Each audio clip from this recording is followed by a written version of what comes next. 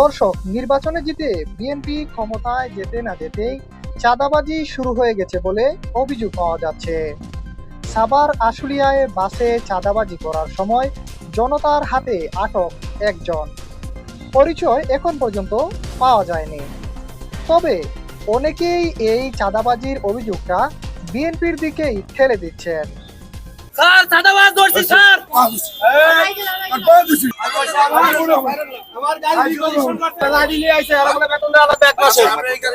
আমি এই গাড়ির ড্রাইভার ভাই, আমি গাড়ি ঠিক করছি, পুলিশ সাথে ধরেন, ধরে বান্ধেন, আরে বান্ধেন, বান্ধেন, আমার আইসা 1 মাসের বেতন চাইছে, তোরে ধরে নিয়ে যাবো। পুলিশ আমার গাড়ি ঠিক করছিস, তোরে ধরে নিয়ে যাবো আমি।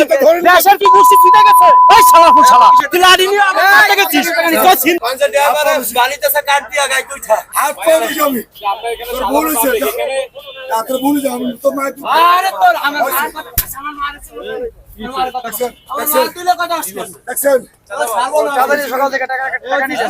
ওই লোকটি বিএনপির রাজনীতির সঙ্গে যুক্ত আছে বলে কোনো প্রমাণ এখনো মেলেনি।